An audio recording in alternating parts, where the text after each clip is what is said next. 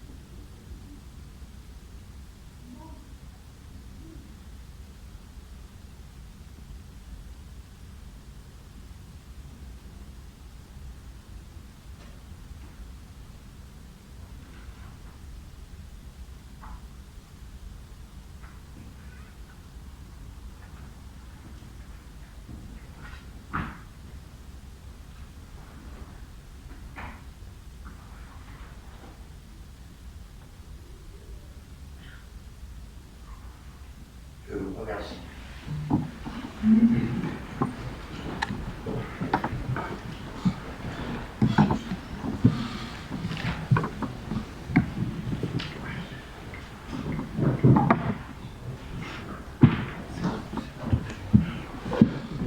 Monsieur Roland, acceptez-vous de votre secrétaire de séance?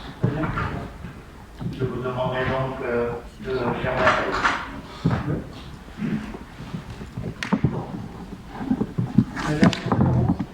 Excusez. Monsieur Louis Salier, Présent. Madame Nadine Abadou, Monsieur Yvan Maury, présent. Madame Cécile Portager, présent. Monsieur Jean-Luc Michel, présent. Madame Isabelle Appuy, Présent. Monsieur Daniel Pervers, présent. Madame Sonia Torres, Présent. Monsieur Sébastien Bézéquet, présent. Madame Julie Carrera, moi-même. Madame Karine Léas, Présent. Monsieur Frédéric Bourget, Présent. Madame Delphine Leroux, Présent. Monsieur Philippe Rivière, Présent. Madame Corinne Duclos, Présente. Monsieur Yvon Balanan, Présent. Madame Hélène Békin, Présent. Monsieur Arnaud Guillon, Absent, excusé. Madame Naga Hutter, Présent. Monsieur Philippe Delaporte, Présent. Monsieur Samuel Pellicot, Présent. Monsieur Claude Aguilin, Présent. Madame Eliane Ourtret, Présent. Monsieur Benjamin Rofer, Présent. Madame Gaëlle Narquino, Présent. Monsieur Gilbert Medec, Présent. Madame Manuel Giovanni. Présent. Merci.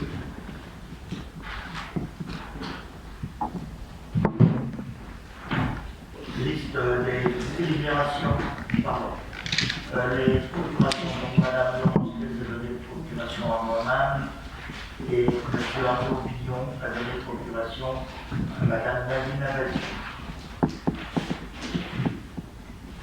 Liste des délibérations de la réunion du conseil municipal du 22 octobre 2021.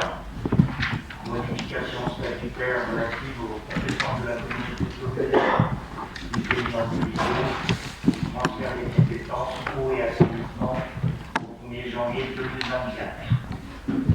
Service régulier de transport par navette entre la gare routière et la gare ferroviaire d'Andivisio, convention de financement avec la communauté de communes du pays d'Andivisio. Recours au service national universel.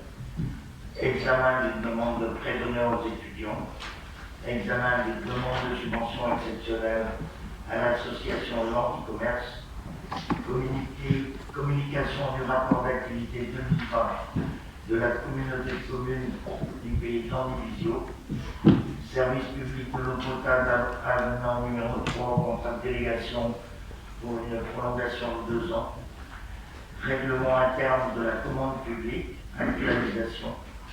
Tableau de classement des voies communales année 2020.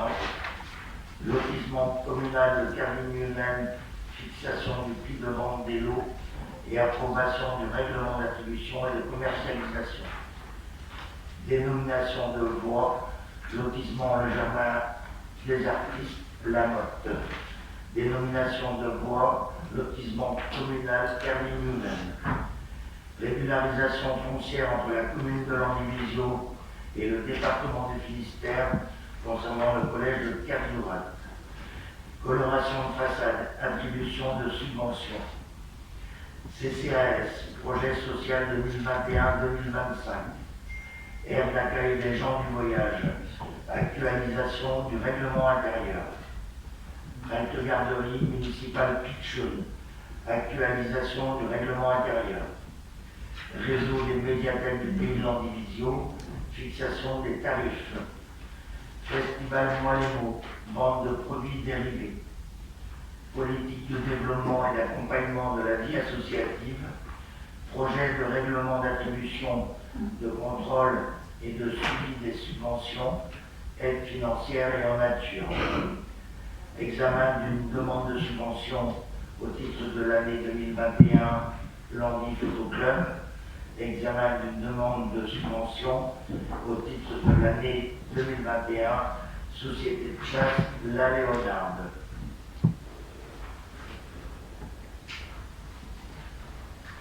Délégation prise dans le cadre des attributions prévues à l'article 21-22-22 du Code général des collectivités territoriales. Par délibération en date du 3 juillet 2020, le Conseil municipal a délégué à Madame le maire l'exercice des attributions prévues à l'article L21-22-22 du CGCT, conformément à l'article 21-22-23 du CGCT. Les décisions relatives à ces attributions sont soumises aux mêmes règles que les délibérations. Voici la liste des décisions prises en vertu du CGCT depuis le Conseil municipal du 22 octobre. Alinéa 4 de la délibération, préparation et passation des marchés. Marché de fourniture, acquisition, mobilier pour les classes de groupe scolaire Denis Diderot, table et chaises pour élèves, manutant collectivité à hauteur de 2249 € TTC. Abri de douche pour les stades Jean Bléache et Foch, sport nature, 15 760 € TTC. Matériel vidéo, service enfance, famille, jeunesse, grenier photo, 2547 € TTC. Tableau de sport et pupitre pour le stade de Tigouenne, Baudet, 6816 € TTC. 2 caveaux 6 places et 5 caveaux 4 places, Marbrerie Divache, 11 380 €. Marché de service, entretien des bâtiments communaux et des espaces verts de la ville de Landivisiau sur la période 2022-2024, ARP pour un montant maximum de 75 000 € hors taxe. Location et entretien d'événements de travail 2022-2025, Hélice Brest, montant maximum 40 000 € hors taxe. Marché de travaux, marché d'entretien et de maintenance des installations d'éclairage public, Citéos sur la période 2022-2024 pour un montant maximum de 210 000 € hors taxe.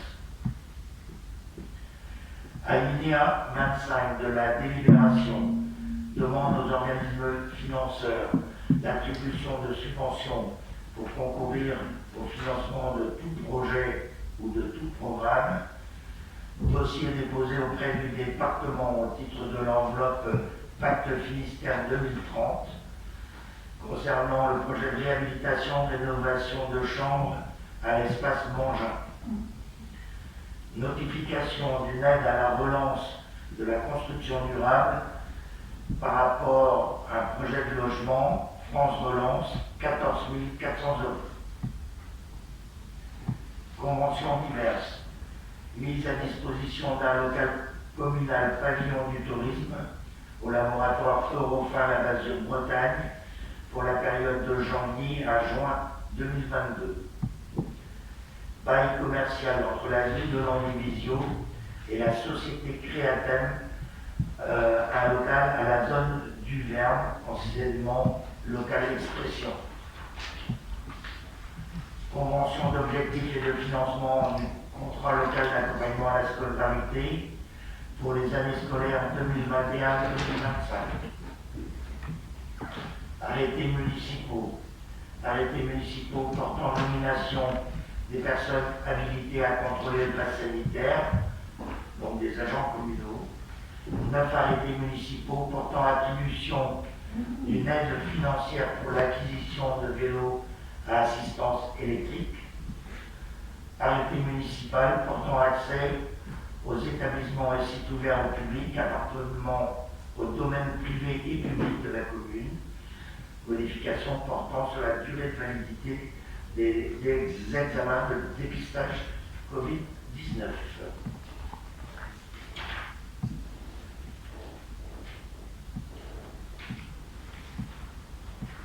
Je vous propose de passer à l'ordre du jour.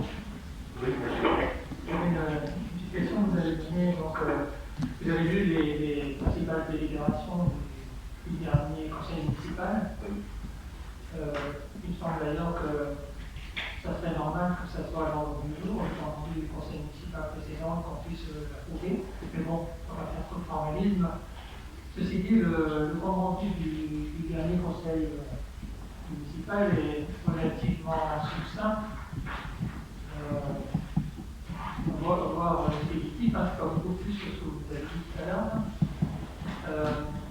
C'est un petit peu dommage, peut-être ponctuel, c'est peut-être un manque de disponibilité, on pourrait le comprendre. Par contre, comme ce n'est pas dans le même esprit que le précédent, j'aimerais bien savoir si c'est simplement un accident ou si c'est la méthode que vous allez utiliser désormais pour les comptes rendus des conseils municipaux. Et puis, donc, accessoirement, est-ce que ça devrait être un ordre du jour du conseil municipal d'approbation du PV qui tient le compte rendu? Alors, ça n'est ni l'un ni l'autre. Ça n'est ni l'un ni l'autre, monsieur Bedec.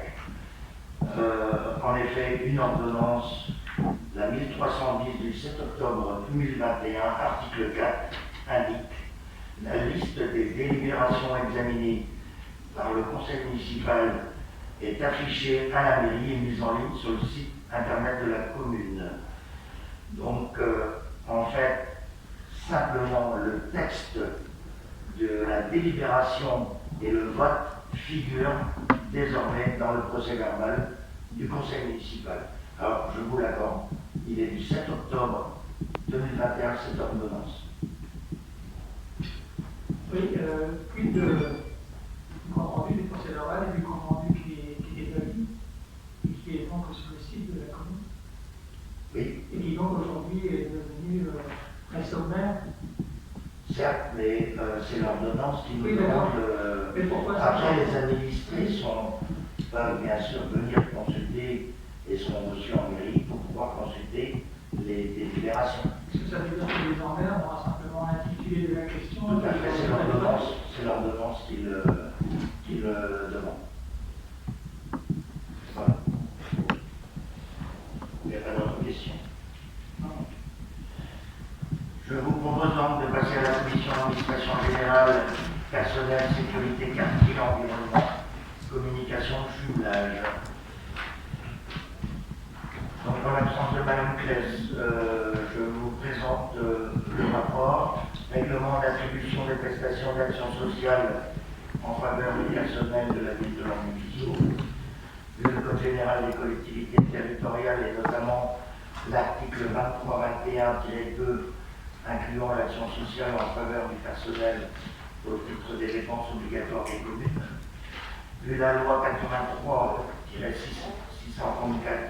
du 13 juillet 83, modifiée par la loi 2019-828 du 6 août 2019 portant droits et obligations du fonctionnaire, et notamment son article 9 qui précise les modalités de versement des prestations d'action sociale, vu la loi 84-53 du 26 janvier 1984, notamment son article 88-1 modifié par la loi 2016-483 du 20 avril 2016, qui pose le principe de la mise en œuvre d'une action sociale par les collectivités territoriales et leurs établissements publics au bénéfice de leurs agents. Vu la loi 2007-209 du 19 février 2007 relative à la fonction publique territoriale, considérant que l'action sociale collective ou individuelle vise à améliorer les conditions de vie des agents publics et de leurs familles, notamment dans les domaines de la restauration, du logement, de l'enfance et des loisirs, ainsi qu'à les aider à faire face à des situations difficiles, considérant qu'il appartient à chaque assemblée délibérante de déterminer le type des actions et le montant des dépenses qu'il entend engager pour la réalisation des prestations d'action sociale, ainsi que les modalités de leur mise en œuvre. Considérant que l'action sociale représente un facteur d'attractivité de la collectivité employeur venant compléter la mise en œuvre des régimes indemnitaires. Une avis favorable à l'unanimité du comité technique réuni le 3 décembre 2021, il est proposé au Conseil municipal d'approuver la recommandation sociale en faveur des partenaires communales telle qu'elle est faite, d'inscrire au budget de la commune un crédit évolutif correspondant à l'estimation d'une part des droits ouverts pour l'ensemble des prestations soumises à l'arrêt, des secours et ou prêts d'honneur susceptibles d'être attribués au cours de l'année, de porter la participation financière de la commune à 45 € par mois pour les frais de cotisation à une mutuelle santé labellisée et 20 € par mois pour les frais de cotisation à l'assurance prévoyance proposée dans le cadre d'un contrat de groupe. Est-ce que quelqu'un souhaite intervenir? Vous avez en annexe le document. Est-ce qu'on peut connaître la part qui reste à charge pour les achats, pour la mutuelle? Alors aujourd'hui, concernant la part, je ne peux pas vous la donner comme ça, mais je peux par contre vous indiquer le nombre de personnes qui en profitent. Je retrouve mon document, excusez-moi.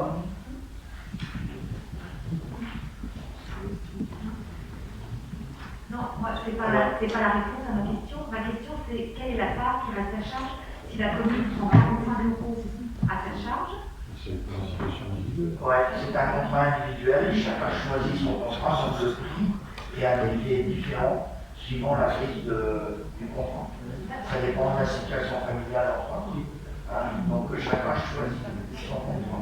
D'accord, donc ça n'a rien à voir avec l'ordonnance de février 2021 Non. qui demande aux communes de prendre en charge 50% de la part. Non, on n'y est pas encore. On n'y est pas encore, mais elle est à partir de 2026. D'accord. Merci. Par contre, si vous voulez, sur dans le nombre d'agents qui utilisent la mutuelle et la prévoyance, en 2021, 92 agents ont bénéficié de la participation employeur, donc ce qui fait 35 407 €. Et pour la prévoyance, aujourd'hui, 114 agents bénéficient donc de la participation employeur.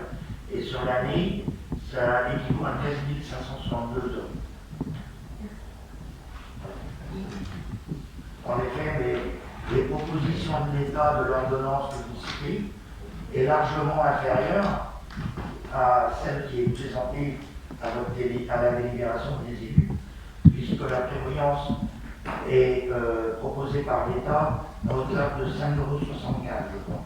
Or, ici, nous sommes à 20 € par mois. Je pense que nous avons le même document. Oui, il a été pris en charge à 50% la protection sociale complémentaire. Elle n'est pas applicable pour l'instant. Non, mais d'accord, les 45 euros là ne correspondent pas à ça. Non.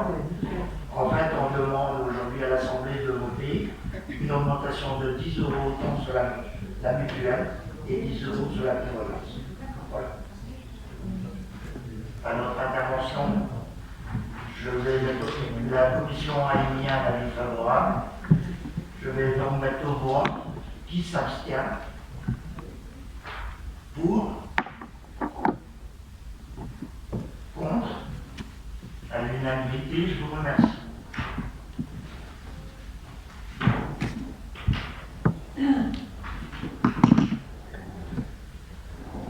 Accord relatif à la mise en place du télétravail au sein des services municipaux élémentaires. Vu l'accord cadre européen du 16 juillet 2002, repris en France par l'accord national interprofessionnel du 19 juillet 2005, vu l'article L 1222-9 à L 1222-11 du Code du travail, vu l'article 133 de la loi 2012-347 du 12 mars 2012, relative à l'accès à l'emploi titulaire et à l'amélioration des conditions d'emploi des agents contractuels dans la fonction publique, à la lutte contre les discriminations et portant diverses dispositions relatives à la fonction publique, dite loi Sauvadet, et autorisant l'exercice des fonctions des agents publics en télétravail. Vu le décret 11 février 2016, modifié par le décret du 5 mai 2020, fixant les conditions d'organisation sur ces modalités de travail.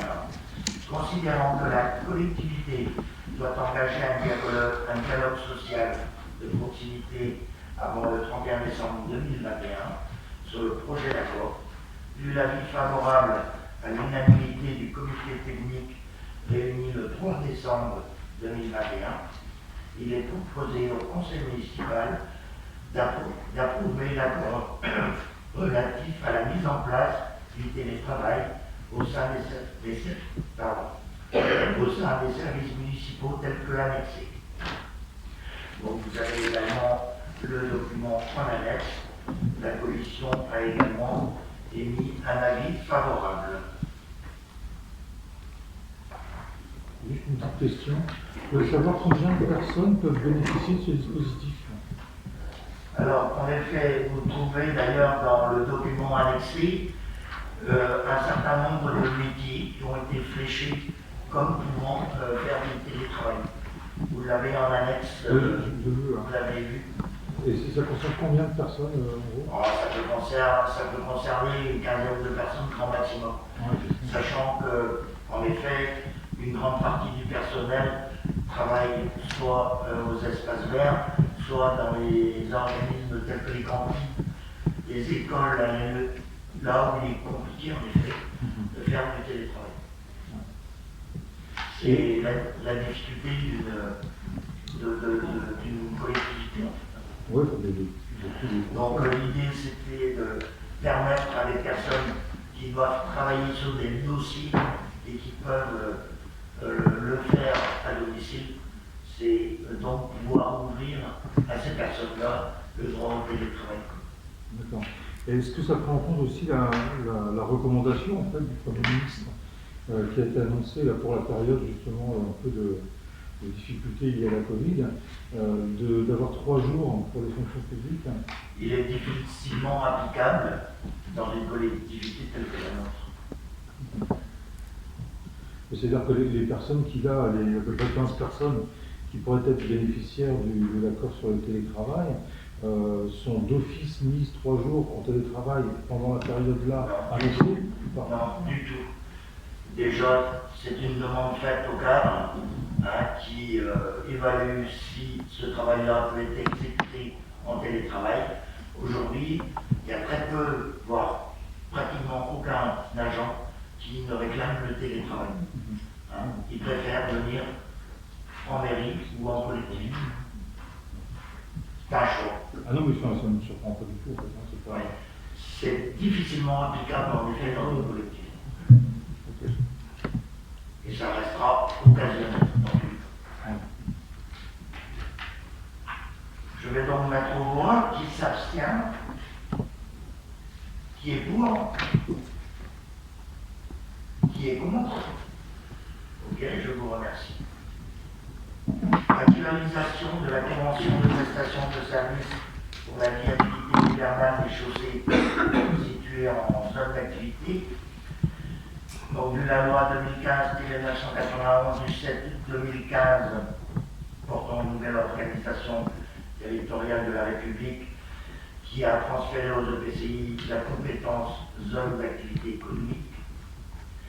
Vu la délibération 2017-603 du 15 décembre 2017 approuvant le rapport définitif d'évaluation des charges transférées relatives à la compétence zone d'activité économique et actant ce transfert, considérant que le transfert de la compétence entraîne le transfert des biens, équipements et services publics attachés à la compétence concernée, considérant que la CCPL est compétente pour la création, l'aménagement et l'entretien des voiries situées dans les zones d'activité, ainsi que la viabilisation hivernale des voies de circulation, considérant qu'afin de réaliser les opérations de viabilisation sur les voiries situées dans les zones d'activité économique, la ville a signé en 2017 avec la CCPL une convention de prestation de services actant la mise en œuvre pour le compte de la CCPL d'opérations de déneigement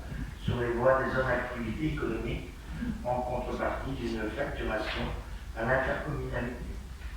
Considérant qu'il convient d'actualiser cette convention afin d'y intégrer le coût d'un agent avec le matériel adapté, considérant que cette actualisation a été approuvée par le Conseil communautaire réuni le 9 novembre 2021, il est proposé au Conseil municipal d'approuver cette actualisation et d'autoriser Madame le maire à signer la convention telle qu'annexée.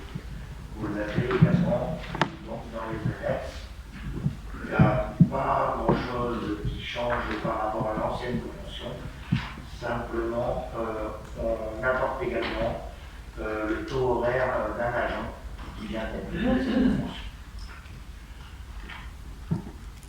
La CCPL n'ayant pas les moyens de cette opération et les services de la ville ayant un service d'astreinte en cas de risque de neige, donc la ville a cette capacité à pouvoir intervenir pour le compte de la CCPL.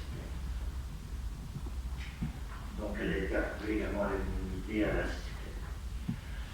Est-ce qu'il y a des observations? La commission a également émis un avis favorable. Je vais mettre au voix qui s'abstient, qui est pour, qui est contre. Je vous remercie. Et un accueil des gens du voyage de concours, renouvellement de la convention de gestion entre la communauté de communes du Pays de Landivisiau et la ville de Landivisiau, puis la loi 2015-991 du 7 août 2015 portant nouvelle organisation territoriale de la République, troisième volet de la réforme des territoires, transfert de plein droit aux EPCI depuis le 1er janvier 2017, la compétence aménagement, entretien et gestion des aires d'accueil des gens du voyage. Vu l'article L 5214-16-1 du CGCT, vu la délibération du Conseil communautaire en date du 27 septembre 2016 approuvant la modification des statuts, vu la délibération du Conseil municipal en date du 9 décembre 2016 autorisant Madame le maire à signer avec la CCPL une convention de gestion fixant les modalités selon laquelle la CCPL confie à la ville la gestion de l'aire d'accueil des gens du voyage. Considérant que cette convention a été conclue jusqu'au terme de la première année suivant le renouvellement du conseil communautaire. Il est proposé au conseil municipal d'autoriser Madame le maire à signer la reconduction de la convention de gestion pour la période 2022-2027. Vous disposez également de cette convention en annexe La commission a émis un avis favorable. Je vais mettre aux voix qui s'abstient, qui est pour, qui est contre. Je vous remercie. Lors du 6 août 2015 pour la croissance de l'activité et l'égalité des chances économiques, ouverture des commerces le dimanche, dérogation à la règle du repos dominical, année 2022. Vu la loi 2015-990 du 6 août 2015 pour la croissance, l'activité et l'égalité des chances économiques, qui a modifié la législation sur l'ouverture des commerces le dimanche. Considérant que depuis le 1er janvier 2016, les commerces de détail non alimentaires qui emploient des salariés peuvent ouvrir de façon ponctuelle selon la législation suivante. 5 dimanches par an sur décision du maire prise après avis du conseil municipal, jusqu'à 12 dimanches par an sur décision du maire lorsque le nombre de ces dimanches excède 5. La décision du maire est prise après avis conforme de la communauté de communes du pays de l'Andivision. La liste des dimanches doit être arrêtée avant le 31 décembre pour l'année suivante. Considérant que la dérogation est collective, aucune demande de dérogation n'est à formuler par le commerçant. Considérant que la liste des dimanches proposée dans le cadre de la dérogation à la règle du repos dominical a été établie en concertation avec l'Union commerciale Landy-Commerce. Considérant que pour l'année 2022, la demande de dérogation porte sur les dimanches suivants. Dimanche 16 janvier 2022, le début des soldes d'hiver. Le dimanche 6 février 2022, la fin des soldes d'hiver. Le dimanche 8 mai 2022. Le dimanche 19 juin 2022, le début des soldes d'été. Le dimanche 26 juin 2022. Le dimanche 17 juillet 2022, fin des soldes d'été. Le dimanche 28 août 2022, rentrée scolaire. Le dimanche 4 décembre 2022, fête de fin d'année. Le dimanche 11 décembre 2022, fête de fin d'année. Et le dimanche 18 décembre 2022, fête de fin d'année. Considérant que les organisations d'employeurs et de salariés ont été consultées, il est proposé au conseil municipal d'approuver la demande de dérogation sur les dimanches précités. La commission a émis un avis favorable et la communauté de communes mardi soir a également donné un avis favorable à cette proposition. Y a-t-il des interventions? Dans ce cas, je vais mettre aux voix qui s'abstient, qui est pour, qui est contre. 2. Merci. Dispositif passe commerce artisanat, appelant à la convention entre la communauté de communes du Ville d'Andivision et la Ville de l'Andivision. Vu la délibération du Conseil régional en date du 29 juillet 2017, instituant le dispositif passe commerce artisanat porté par les EPCI et permettant d'accompagner les petites entreprises commerciales et artisanales de proximité qui maillent les territoires et dynamisent les centres-villes et centres-bourgs. Vu la délibération en date du 27 mars 2018, dans laquelle le Conseil communautaire de la CCPL a validé la mise en place du passe commerce artisanat sur le territoire communautaire et a autorisé le président à signer des conventions de mise en œuvre du dispositif avec les communes du pays d'Andivision. Vu la délibération du conseil municipal en date du 28 juin 2018 autorisant Madame le maire à signer la convention avec la CCPL pour la mise en œuvre du dispositif sur le territoire communal, considérant ainsi que pour les entreprises landivisiennes situées dans le périmètre de centralité accepté par la région Bretagne, la subvention est prise en charge de la manière suivante: 50% par la CCPL, 30% par la région, 20% par la ville de l'Andivision. Considérant que cette convention passée avec la CCPL arrive à échéance le 31 décembre 2021. Vu la délibération du Conseil communautaire en date du 15 novembre 2021, autorisant le président de la CCPL à signer l'avenant à la Convention pour le passe commerce à l'artisanat en vue d'une prolongation jusqu'au 3 juin 2023.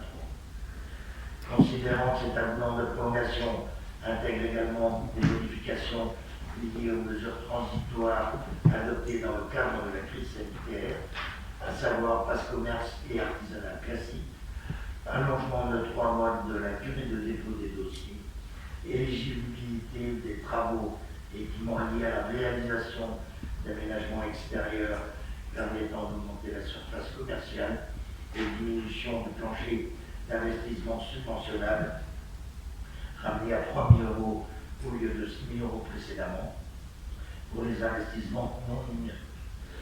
Considérant que le passe commerce artisanal vise à soutenir financièrement les entreprises commerciales et artisanales du territoire et ainsi dynamiser l'activité économique de la ville, il est proposé au conseil municipal d'autoriser Madame le maire à signer avec la CCPL l'avenant à la convention pour la mise en œuvre du dispositif passe commerce artisanat sur la commune tel qu'il est annexé.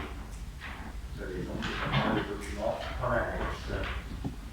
Avis favorable de la commission.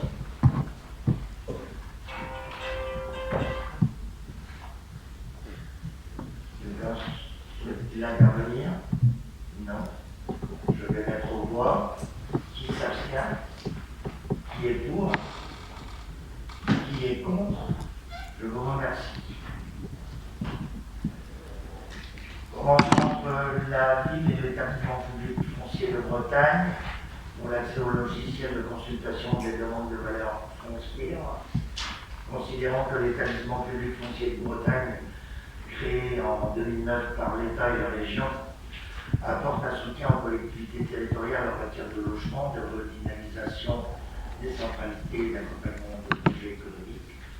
Considérant que cette structure s'est dotée d'un logiciel permettant de consulter les données relatives à toute une mutation foncière et immobilière ayant eu lieu sur le territoire breton depuis 2007, considérant que les partenaires de l'EPF Bretagne, et en particulier les communes, peuvent bénéficier gratuitement de cet outil de consultation des données, considérant que cet outil réalisé par le Centre d'études et d'expertise sur les risques, l'environnement, la mobilité et l'aménagement, plus connu sous le nom CEREMA d'ITV3F, s'appuie sur un traitement des données de demande de valeur foncière de la DGFiP et permet, entre autres, d'interroger les mutations, de consulter les fiches mutations, de sélectionner géographiquement les ventes, de mettre en place des filtres géographiques sur les prix, les dates, les caractéristiques des biens, ainsi que les zonages des documents d'urbanisme, d'explorer les données dans un tableau et d'observer les mutations à partir d'indicateurs. Considérant que cet outil présente un intérêt pour la commune en matière d'aide à la connaissance des marchés locaux de l'habitat et du foncier, il est proposé au conseil municipal d'autoriser Madame le maire à signer la convention relative à l'accès à l'outil de consultation des données TVH, telle que l'annexée avec l'établissement public foncier de Bretagne. Vous avez également le document en annexe. La commission a également émis un avis favorable. Y a-t-il une demande d'intervention? Je vais mettre aux voix. Qui s'abstient? Qui est pour? Qui est contre? Je vous remercie.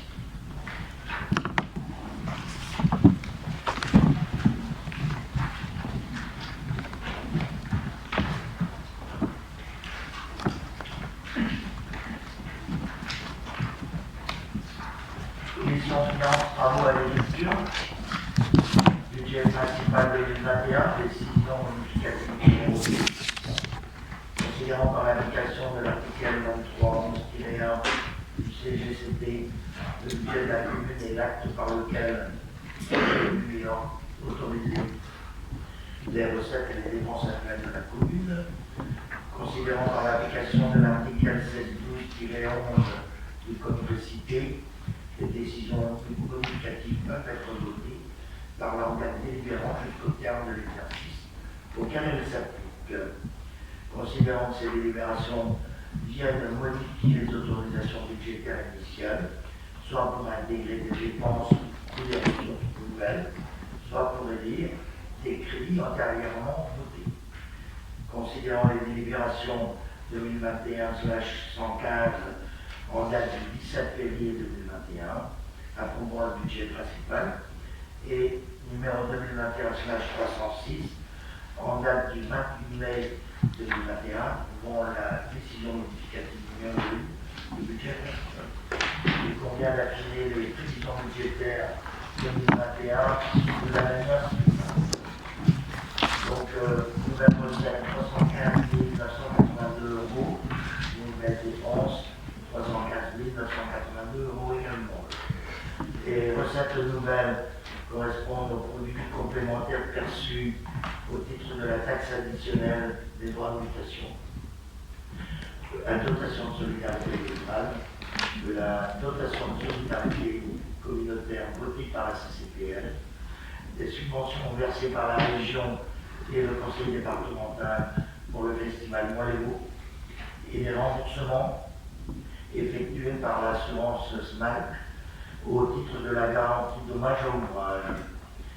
Les dépenses nouvelles se rapportent aux réparations réalisées sur le groupe scolaire de Diderot, car suite au désordre et malfaçons découverts, concernant les infiltrations d'eau, dysfonctionnement de plusieurs menuiseries extérieures, fixation des descentes de paix défectueuses, la ville a ouvert un dossier au titre de la garantie dommage à ouvrage, donc souscrit auprès de la SMAC Assurance. Après expertise contradictoire, l'assurance a autorisé la ville à engager certains travaux de réparation, lesquels ont été ensuite remboursés sur présentation des factures acquittées. C'est pour ça que vous trouvez en recettes et en dépenses exactement la même somme de 56 000 €. À la demande du comptable public d'admettre une nouvelle créance épargne sur une décision du tribunal de commerce de Brest. Et enfin, une dépense pour la section d'engagement pour la section d'investissement, sur hauteur de 258 993 €. En section d'investissement, donc les nouvelles recettes à hauteur de 397 355,38 € et des dépenses à hauteur de 590 000 €. Les recettes nouvelles comptabilisent l'évolution de la taxe d'aménagement, les subventions perçues au titre de la 2 DETR, refonte des réseaux durs rue Mongin et rue de Mars, du plan relance transition numérique qui concerne le portail famille, de la répartition des produits des amendes de police qui concerne la rue Yann d'Argent, du virement enfin de la section de fonctionnement. Les dépenses concernent les opérations suivantes. Numéro 226, Vallée du Lac. En effet, la réduction de crédit est liée au décalage des travaux envisagés pour le curage de l'étang de Kerzuyen. Suite au dépôt du dossier de demande d'examen au cas par cas, l'autorité environnementale de Bretagne a rendu un avis prescrivant d'engager des nouvelles études afin de privilégier une continuité hydraulique permanente du cours d'eau du Lapic à cet emplacement déconnecté de l'étang de Kerzuyen. D'où donc les 140 000 qui sont enlevés de cette opération. Le programme annuel de voirie, en effet, l'ensemble de l'enveloppe budgétaire prévue au BP 2021 ayant été consommée sur cette opération, il est nécessaire de réaffecter les crédits pour permettre en début d'exercice 2022 la passation des bons de commande pour les travaux courants d'entretien de la voirie. Voilà, le budget 233 groupes scolaires. Il s'agit de réaffecter et d'augmenter les prévisions budgétaires prévues pour cette opération en 2022 afin de permettre le démarrage des travaux de réfection de la toiture ardoise du groupe scolaire Arbor. Donc chaussée rue d'Arvor au mois de décembre 2021. Ce marché de travaux attribué à l'entreprise Moelle pour un montant de 323 774,77 € hors taxe a subi l'augmentation des prix des fournitures liées à la crise sanitaire. Il a été par ailleurs complété par une isolation des combles perdus, donc l'isolation qui serait faite par insufflation. L'opération 234 de la réflexion du quartier de Poitiers-le-Fer, la prévision budgétaire doit être réévaluée afin de pouvoir réaliser les jeux de chaussée à Chasson ou périmètre. En effet, rue Braille et rue Cédio, donc purges non identiques, qui n'avaient pas été identifiées lors de la première estimation, et pour pouvoir également envisager la création d'une nouvelle aire de jeu dans ce quartier en plein rajeunissement. Opération 236 rue Mangin et Demain, suite aux travaux réalisés en 2021 sur les réseaux durs et au temps de déplacement des réseaux aériens qui sont planifiés par Enedis en 2022. Il est nécessaire de financer les études préalables avec définition de la fin des travaux d'aménagement de ces deux rues qui seront planifiés à la suite des interventions sur les réseaux aériens. Dans le cadre de cette décision modificative numéro 2, le suréquilibre prévisionnel de la section d'investissement est réduit de 192 644,62 € et donc portant sur le solde du suréquilibre à 1 95 837,35 €. La commission a émis un avis favorable. Y a-t-il des interventions? Monsieur Vedec. Je ne conteste pas les chiffres et la procédure. Par contre, je suis un peu surpris par le montant de la taxe additionnelle de droit de mutation, ou alors je mauvaise connaissance du taux qui est de l'argent. En fait, la recette nouvelle est liée en effet à une forte augmentation des droits de mutation. Il y a eu, le marché de l'immobilier a été très porteur sur la ville de Landivisier. Il y a eu énormément de mouvements. Donc c'est ce qui nous a été notifié. Donc 142 000 €. C'est très important. C'est important, en effet. Mais c'est bien à 20%. Monsieur Lantin, vous pouvez me confirmer? C'est le nombre de transactions qui a D'augmenter. augmenté. Et le montant aussi. Oui, mais ça correspondrait quoi à des comptes de 14 millions d'euros, c'est ça 1% de... Après, le nombre de transactions, c'est sur la ville. C'est accessible. Ah, il y a le nombre de des habitations. Oui, mais les 142 000 €, ça représente bien 1% des ventes qui ont eu lieu. les droits de mutation. Le taux, je ne le connais pas exactement. Si. Il est un Voilà, donc ça veut dire que les 142 Je n'invite pas les chiffres, je n'invente pas les chiffres. Non, mais ça veut dire que les 142 000 € représentent bien 1,20%. Oui, Donc ça veut dire que ça correspond à des ventes de 14 millions d'euros. peut-être.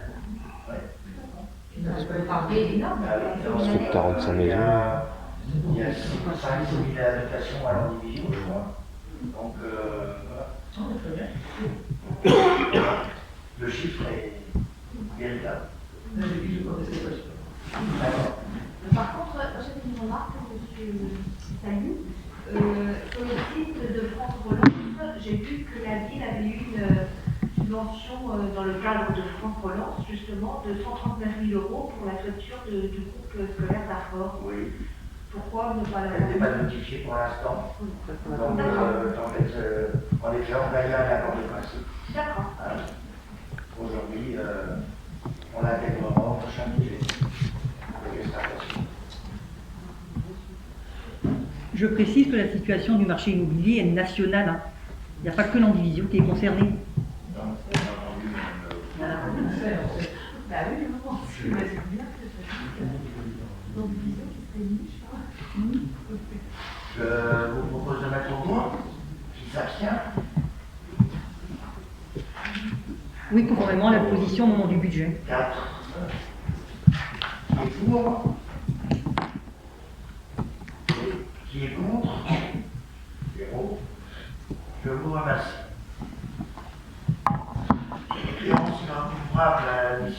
valeur des créances épargne. Et je profite de Madame le receveur de ne pas nous avoir salué en début de séance. J'en profite de le faire maintenant. Désolé. Considérant que Madame le receveur municipal a adressé le 30 novembre dernier les derniers états des titres recouvrables à admettre en non-valeur et des créances épargne, considérant que les créances à admettre en non-valeur concernent 16 types de recettes non recouvrées, accueil périscolaire, accueil de loisirs, restauration scolaire, droit de voirie, école de musique, loyer parking, pour un montant de 829,40 €.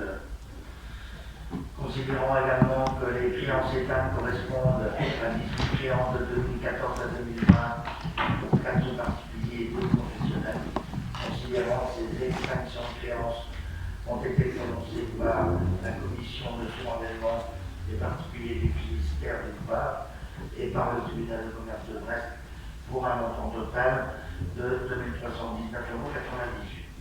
Il est donc proposé au conseil municipal d'autoriser Madame le maire à admettre ces produits en non-valeur et en créance épargne de la manière suivante. Donc 829,40 € imputés sur l'article 65-41, créance à mise en non-valeur, et 2319,98 € imputés sur l'article 65-42, créance épargne. Avis favorable de la commission. Je vais mettre aux voix. Qui s'abstient? Qui est pour? Qui est contre? Unanimité, je vous remercie. J'ai à mettre au votant la décision modificative numéro 2 au niveau de l'année 2021, considérant qu'en application de l'article 1612-11 du Code précité, les modifications peuvent être apportées au budget par l'organe délibérant jusqu'au terme de l'exercice auquel elles s'appliquent. Considérant que ces décisions modificatives sont des délibérations qui viennent modifier les autorisations budgétaires initiales, soit pour intégrer des dépenses ou des ressources nouvelles, soit pour réduire les crédits antérieurement votés. Considérant les délibérations 2022/115, en date du 17 février 2021, approuvant le budget avec eau potable, et 2021/306 en date du 28 mai 2021, approuvant la décision modificative numéro 1 sur le budget, considérant qu'il convient de corriger les prévisions budgétaires de la manière suivante, à savoir au niveau des dépenses au chapitre 66, intérêts réglés à l'échéance, donc c'est les ICNE, intérêts courus non échus, 200 €, une baisse du coût du virement à la section d'investissement, et en section d'investissement, une baisse donc de 200 € de la section d'exploitation, et au chapitre 23, donc une baisse de 200 €, ce qui fait donc mouvement à 0. Il est proposé au conseil municipal d'approuver la décision modificative numéro 2 au titre de l'année 2021 au budget annexe au potable. En fait, nous avions oublié de comptabiliser les ICNE sur le budget. C'est pour ça que je vous propose cette décision modificative numéro 2. Avis favorable de la commission. Je vais mettre aux voix. Qui s'abstient? 4. Qui est pour? Qui est contre? 0. Et je vous remercie. Budget annexe de l'eau potable, autorisation de dépenses en investissement dans la production du budget de l'année 2022. Vu l'article 1612-1 du CGCT qui autorise le conseil municipal à voter les crédits d'investissement à hauteur du quart des crédits inscrits à la section d'investissement du budget de l'année précédente, considérant qu'afin d'assurer la continuité de l'exercice de l'exécution budgétaire jusqu'à l'adoption du BP 2022, il appartient au conseil municipal d'autoriser le maire à engager, liquider et mandater les dépenses d'investissement dans la limite des crédits suivants. Donc au chapitre 20, 35 000 € crédit ouvert en 2021, dont l'autorisation à 8 750 €. Chapitre 23, 150 000 euros, 25%, soit 37 500. Et au chapitre 27, crédit ouvert 30 000 euros et autorisation demandée à 7 500 euros. Il est proposé au conseil municipal d'autoriser le maire à engager, liquider et mandater les dépenses d'investissement dans la limite des crédits précis. La commission a émis un avis favorable. Il n'y a pas d'intervention, je vais mettre au voix. Qui s'abstient? Qui est pour?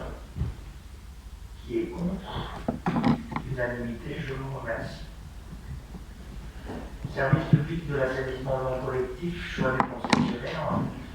Vu les articles 14, 11, 1 et suivant du CGCP, vu l'avis du comité technique en date du 25 novembre 2020, considérant que par délibération 2020/610 du 17 décembre 2020, le conseil municipal a retenu la délégation de service sous la forme d'infermage comme de gestion du service public de l'assainissement non collectif, vu le rapport de la commission d'ouverture des prix du 18 mai 2021, présentant la liste des entreprises admises à présenter des offres, vu le rapport d'analyse des offres présenté le 3 juin 2021 à la commission de délégation de service public et la commission, vu le rapport de Madame le maire et son annexe du 20 octobre 2021 sur le choix du concessionnaire du contrat, considérant que chaque conseil municipal a reçu un rapport analysant les offres des sociétés admises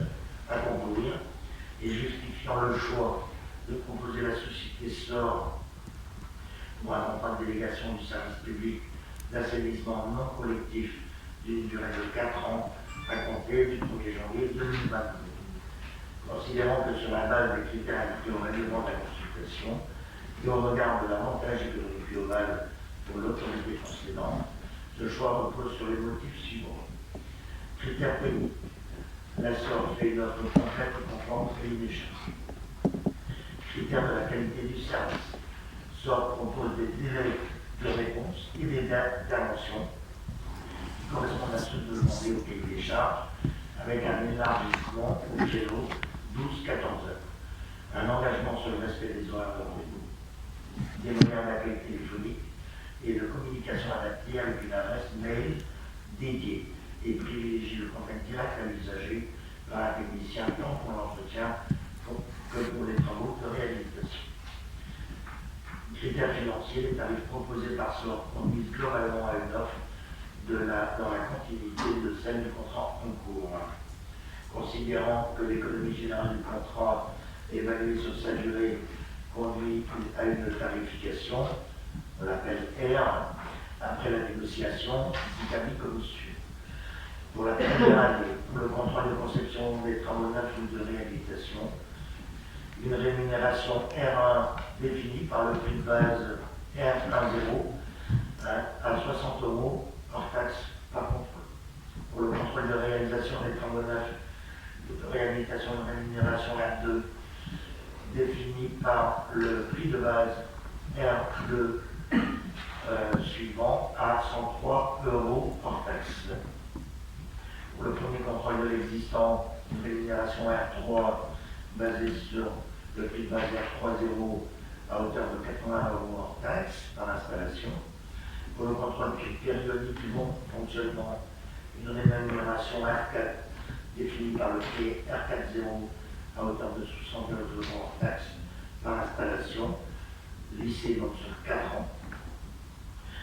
Autre rémunération du locataire R5.0 pour le contrôle des installations au cas de contrôle lors d'une session immobilière à hauteur de 128 € hors taxe.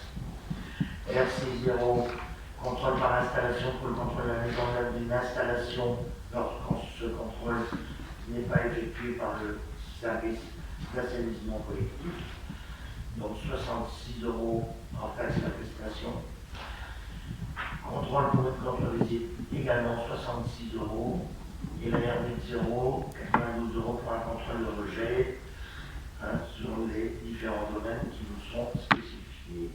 Il est proposé au conseil municipal d'approuver le choix de la société SOR en qualité de concessionnaire du service public de l'assainissement collectif, d'approuver les termes du contrat de délégation du service public d'assainissement collectif pour une durée de 4 ans, à compter donc du 1er janvier 2022, ainsi que ces annexes d'autoriser Madame le maire à signer le contrat de délégation et ces annexes dès que la délibération aura été publiée, transmise sous contrôle de légalité. Vous avez en effet des annexes relativement conséquentes. Je ne sais pas si on a pris le temps de les lire, c'est assez complexe. Est-ce que vous souhaitez intervenir? Oui, je voudrais juste, j'ai assisté en remplacement de M. Medec à cette commission. C'est vrai que j'avais posé pas mal de questions. Il y en a une que j'ai omis de vous poser. C'est pourquoi ne pas avoir fait un contrat de 2 ans pour s'aligner avec la date de transfert de la compétence à la CCBL au 1er janvier 2024. Comme on l'a fait pour l'hôpital. La communauté de communes ne sera jamais prête à traiter l'assainissement collectif avant les 4 années. Le travail déjà sur l'assainissement collectif est énorme. Et dans tous les cas, c'est aussi, je pense, leur rendre service que de ne pas leur avoir demandé de prendre en 2024 ces délégations-là. Et qui plus est, une durée de contrat de 4 ans, c'est vraiment la durée la plus courte qui puisse être pour une société qui fait ce travail-là. On n'intéresserait personne sur un contrat de 2 ans. Par ailleurs, vous vous êtes rendu compte certainement dans vos documents que la SOR était la seule entreprise à transmettre ses offres. Ce qui veut dire qu'à 2 ans, déjà ça n'intéresse pas grand monde pour 4 ans, mais en plus, si vous descendez à 2 ans, même la SOR ne l'aurait pas fait. Non, on aurait pu faire une prolongation contractuelle. Non, l'idée c'est quand même d'aller sur un contrat. Et à terme, on va sur le contrat, vous auriez dit combien? 4 ans? Ça revient moins. Non, mais une prolongation d'un contrat. Jusqu'à quand? Jusqu'au 1er janvier 2024. Vous ne savez pas si la CCBL sera capable de prendre le 1er janvier 2024 de ce moment. Pour accepter la compétence à cette date-là, j'imagine Peut-être. qu'ils se sentent capables de le faire. Non, je ne crois pas. Un avenant aurait été trop court. Je trouve que c'est un jugement. Non, c'est pas ça. Non, Un avenant n'aurait pas été certainement. Ça aurait été trop court. Donc on ne pouvait pas. Légalement, il est interdit de les. Merci, monsieur Martin. Donc, monsieur Martin me fait savoir qu'il y a déjà eu un avenant et que légalement, il n'est pas possible d'en faire un deuxième. Voilà. Merci, monsieur Martin. C'est quand même un petit peu dommage, c'est quand même un petit peu dommage qu'on n'ait pas l'explication, quoi. On se pose des questions de la coordination avec les jeunes, quand vous voulez expliquer, c'est pas bien. Et en commission, je ne sais pas, ça va être décidé, c'est dommage. Oui, bon, ça fait partie des éléments qu'on peut apporter pour l'explication chez police. Après, vu la taille du rapport, monsieur Bonnet, je ne peux pas le dire. Non, là, c'est pas bien, comme c'est une question de coordination sur les dates. Il y a une explication et vous la donnez en lien à la lettre. Je pense que ça aurait été intéressant de le dire tout à fait avant dans la commission. Parce que moi aussi, j'ai réagi en lisant les livres. Vous avez les éléments des hommes. Je propose de. Comment? Non, c'est une question de communication. Non, mais lors de la commission, ça a été soulevé. Alors, à moins qu'on n'ait pas entendu les mêmes choses, mais ça a été soulevé. On n'a jamais posé la question. On a parlé de pourquoi les 4 ans et pourquoi. On en a parlé. Mais bon, après, voilà, on n'entend pas les mêmes choses. Merci, madame Leroux. Je propose du coup de passer au vote. Qui s'abstient? Qui est pour? Qui est contre? Unanimité, je vous remercie. Avenant à la convention du 28 janvier 2015 entre la ville d'Assor et la société Totem France de la commune. Monsieur Saliou. Ah, excusez-moi, désolé. Oui, Vous avez également le règlement du service, il faut qu'on le présente également à votre approbation. Vous l'avez également en annexe, vu l'article 22-24-12 du Code général des collectivités territoriales portant sur les règlements des services eau et assainissement, considérant que Madame le maire rappelle qu'un nouveau contrat de délégation de service public de l'assainissement non collectif a été approuvé avec la société SOR, considérant qu'il est nécessaire d'établir un règlement de service définissant les prestations assurées par le service, ainsi que les obligations respectives de la commune, du concessionnaire, des abonnés et des propriétaires. Considérant que le projet de règlement proposé a été mis à la disposition des conseillers municipaux avec les annexes du contrat disponible à l'accueil de la direction des services techniques municipaux, il est proposé au conseil municipal d'approuver le règlement du service public d'assainissement non collectif tel que présenté dans vos annexes. La commission a également émis un avis favorable. Pas d'intervention. Je mets aux voix qui s'abstient, qui est pour, qui est contre. L'unanimité, je vous remercie. Donc, amendement numéro 1 de la Convention du 28 janvier 2015 entre la ville de la SOR et la société Total France, de la convention signée entre la ville, la SOR et la société Orange, en date du 28 janvier 2015, relative à l'implantation d'équipements techniques sur le château d'eau situé 2 rue de Paris, donc sur la parcelle cadastrée des Colmes 46, et ce pour une durée de 20 ans, considérant que ces équipements sont installés dans le cadre de l'activité de la société Totem France, qui est donc venue au droit de la société Orange, à savoir l'exploitation de systèmes de télécommunication électronique. Considérant que l'opérateur de téléphonie indique qu'il y a lieu d'alimenter la convention précitée afin d'y adjoindre la mise à jour des plans des installations techniques en place du fait de l'ajout de matériel nouveau sous les antennes existantes pour le déploiement de la 5G. Donc, il est proposé au conseil municipal d'autoriser Madame le maire à signer l'avenant tel qu'annexé avec la société Totem France et la SOR, donc notre expert. Vous avez également le document en annexe. La commission a émis un avis favorable. Y a-t-il des demandes d'intervention? Non, je vais dans ce cas-là mettre aux voix. Qui s'abstient? Qui est pour? Qui est contre? Unanimité, je vous remercie. Modification du tableau de classement de voie communale l'année 2020, le code de la voirie routière, et notamment ses articles L141-3 et suivants, et L141-4 et suivants, qui disposent que le classement et déclassement des voies communales sont prononcés par le conseil municipal. Vu la délibération 2021-508 du 22 octobre 2021 du classement des voies communales pour l'année 2020, considérant que contrairement aux premières informations communiquées par l'office notarial, la rue du Maréchal Joffre, d'un linéaire de 360 mètres, n'a pas fait l'objet d'une cession par l'immobilier Groupe Casino au profit de l'IDAE.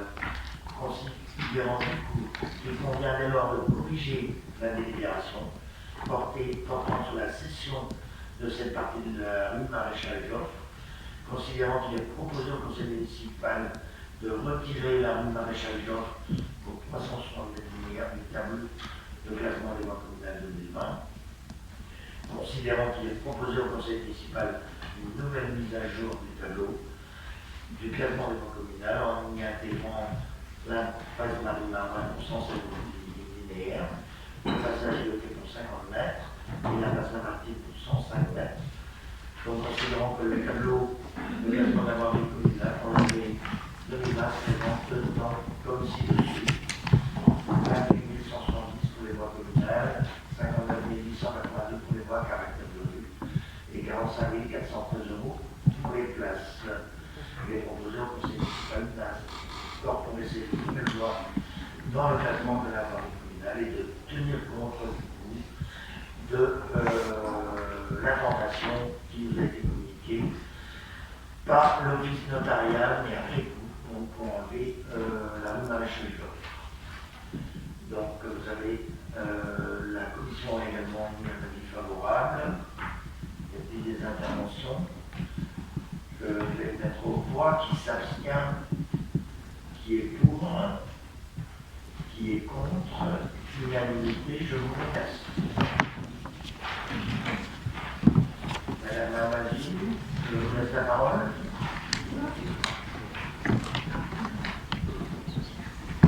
Je propose ce soir le rapport des commissions emploi jeunesse et éducation formation, qui nous a fait conjointement avec Mme Portani, pour informer le maximum d'élus de la mise en œuvre et de l'utilisation du portail communal. Le premier sujet concernait la convention territoriale globale 2022-2025 entre la CAF, le Conseil départemental du ministère, la communauté communale et la ville de l'Orgie. Considérant que dans le cadre des démarches nationales, la Caisse de l'allocation familiale réorganise les interventions auprès des collectivités locales en développant une démarche fondée sur le partenariat et la coopération des services de proximité mis en place pour les habitants du territoire. Considérant que ce partenariat se formalise par la signature d'une convention territoriale globale en une durée de 4 ans, du 1er janvier 2022 au 31 décembre 2025, associant la CAF, le département, la CCPL et les communes du territoire, considérant que cette CPG a vocation à remplacer le contrat enfant jeunesse CEJ qui donne lieu à la prestation de services enfant jeunesse venant soutenir le fonctionnement des services publics aux familles du territoire, comme de loisirs, un lieu d'accueil parents, enfants, etc. Considérant que dorénavant le soutien financier de la CAF aux structures s'opérera directement entre la CAF et les gestionnaires de la structure depuis l'enfance sans passer par la CCPL. Considérant que sur le territoire de la CCPL, la CCG, dont les projets territoriaux de cohésion sociale des paysans du aborde les enjeux partagés dans le champ d'action de la cohésion sociale, l'enfance, la jeunesse, le soutien à la parentalité, l'animation de la vie sociale, le handicap, le logement et le cadre de vie, l'accès aux droits et l'inclusion numérique. Considérant que la CPG est construite avec ses partenaires, 4 départements CCPL communes depuis mai 2021, et repose sur un diagnostic partagé qui met en lumière les enjeux pour le territoire et découlant sur des priorités d'action arrêtées lors du comité de pilotage du 21 octobre 2021. Il est proposé au Conseil municipal d'approuver la convention territoriale globale telle que définie avec la CAF et les partenaires pour la période du 1er janvier 2022 au 31 décembre 2025 et d'autoriser Madame le maire à signer la convention et tous les documents qui sont apportés.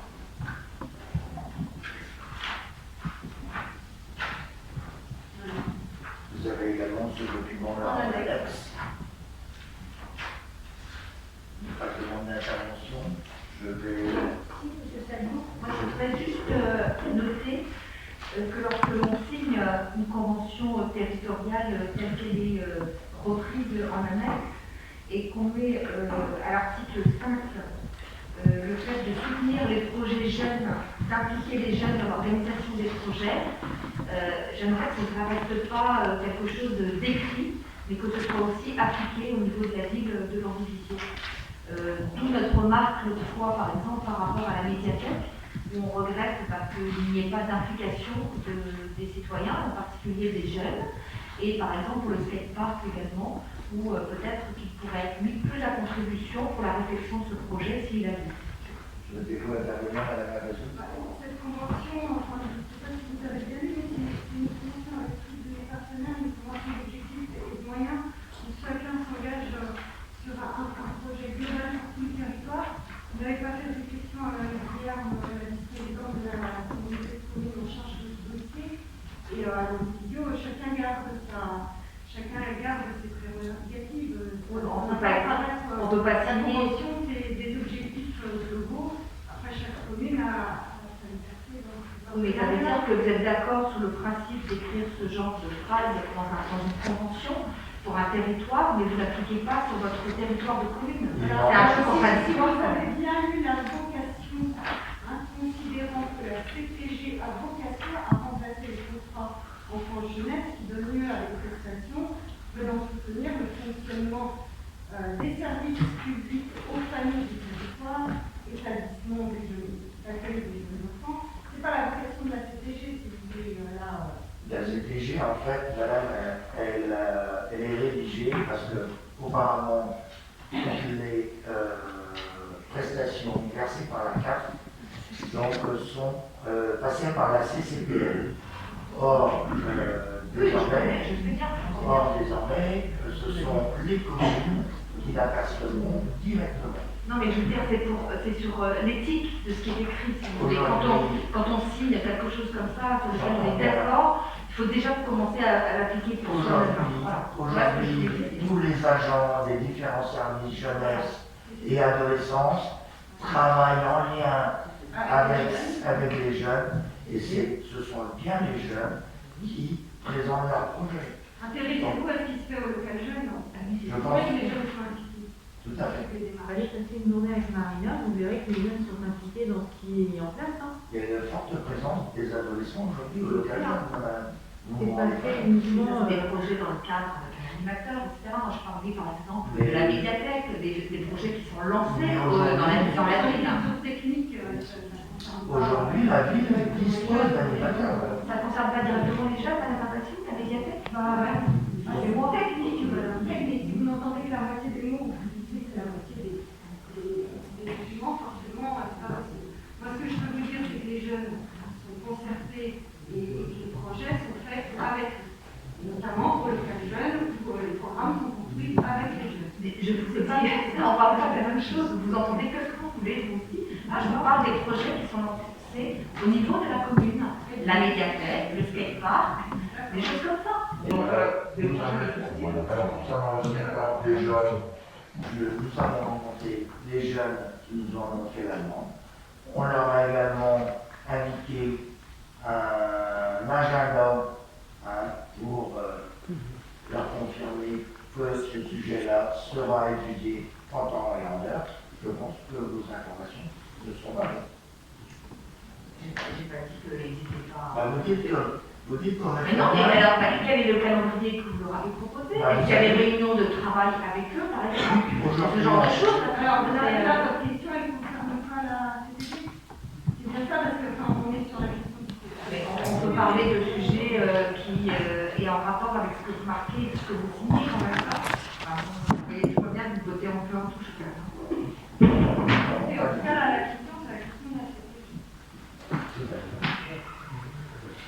Je vais mettre au vote qui s'abstient, qui est pour, qui est contre, unanimité, je vous remercie. Le deuxième sujet, c'est l'actualisation des règlements intérieurs des activités accueil de loisirs de mineurs, garderie scolaire, loisirs jeunes, théâtre, bâtiment, séjour ski, séjour été, classe et restauration scolaire. Vu le code général des collectivités territoriales, considérons que seul le conseil municipal est compétent pour fixer les mesures générales d'organisation des services publics, considérant qu'afin de simplifier et moderniser l'accès aux services publics, la ville propose un portail famille à compter du 1er janvier 2022, considérant dès lors qu'il convient d'actualiser les règlements intérieurs des activités, accueil collectif de mineurs et garderie périscolaire, loisirs jeunes, théâtre, bâtiment, séjour ski, séjour été, classe et restauration scolaire, et ce afin de prendre en compte les modifications et des informations nouvelles concernant le déploiement du portail famille. Il est proposé au conseil municipal d'approuver l'actualisation des règlements intérieurs de cette famille.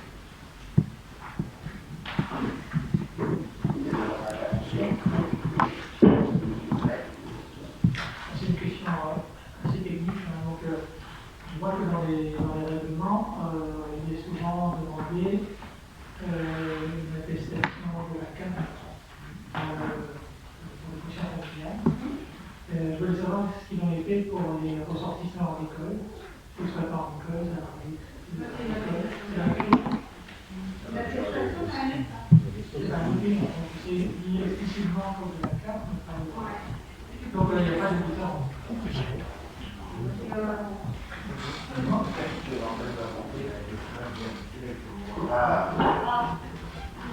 Mais ça fonctionne différemment, visiblement, il va directement au foyer.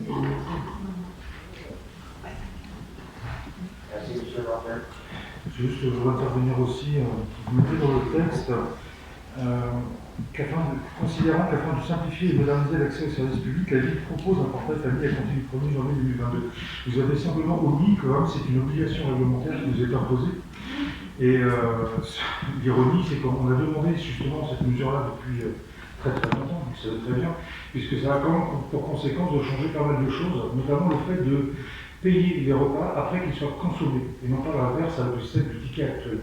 Ce qui change quand même beaucoup de choses en termes de fonctionnement. Donc. Et on se réjouit bien évidemment de ce portail-là. Alors j'ai malheureusement pu assister à la présentation, mais a priori, dans ce qu'on en dit les collègues, c'était que voilà, c'était un très bel outil et formidable. Ce que je trouve dommage, c'est qu'on a été contraint quand même d'attendre aussi longtemps pour avoir quelque chose qui coûte quand même relativement peu cher, parce que il y a une subvention de 15 000 €, en gros, il reste 22 000 à 3 000 € à charge, avec autant de plus-value.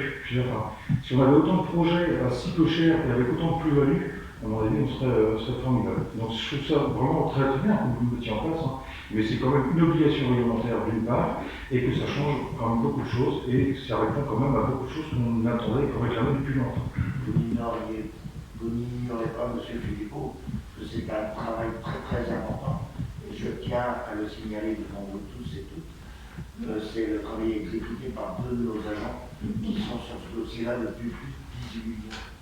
Donc, en effet, je suis satisfait de vous entendre dire que vous êtes satisfait. Néanmoins, ça a été un travail de fond très important.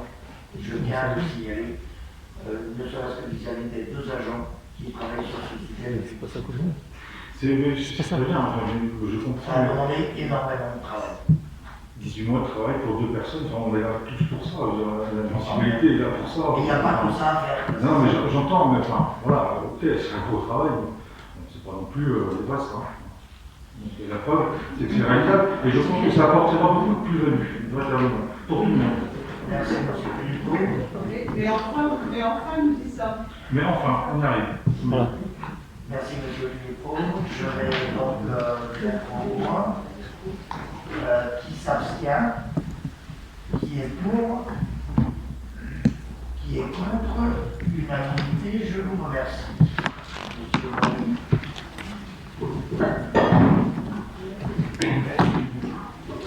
Pardon.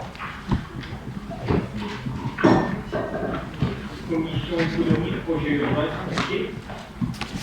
Modification numéro 1 du plan local d'urbanisme de la commune. Donc l'approbation.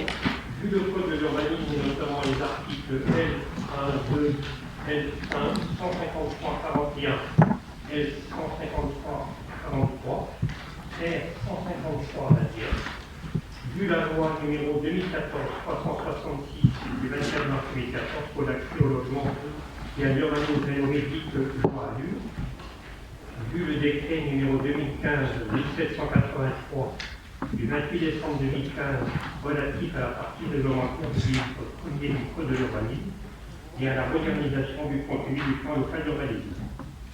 Vu la délibération numéro 2017-224 date du 24 mars 2017 approuvant le plan local d'urbanisme rendu exécutoire le 30 mars 2017. Vu la délibération numéro 2019-613 en date du 13 décembre 2019 approuvant la révision allégée au titre des dispositions de l'article L 153-35 du Code de l'urbanisme. Vu la délibération numéro 2020-613 en date du 17 décembre 2020, portant sur le lancement de la procédure de modification du PLU. Vu l'arrêté municipal numéro 2021-29, portant modification numéro 1 du plan local d'urbanisme. Vu l'arrêté municipal numéro 246, portant organisation de l'enquête publique sur la modification du PLU de la commune de Montpellier. Vu l'ordonnance en date du 10 juin 2021 de M. le Président du tribunal administratif de Rennes, désignant M. Bailly en qualité de commissaire enquêteur, chargé de conduire l'enquête publique sur le projet de modification.